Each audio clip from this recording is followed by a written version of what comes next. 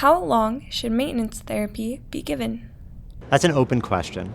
So in the FDA label of at least CC486, or also known as Onureg, there is no end date.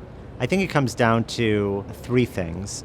The tolerability of the drug for the patient, meaning if the patient is having severe side effects, you're not going to keep them on it that long because their quality of life is going to be severely decreased. And then it comes down to the anxiety of the physician and the anxiety of the patient. So, the worry that if you stop something, even though it's not at all rational, the worry that if you stop something, that you're going to relapse right away.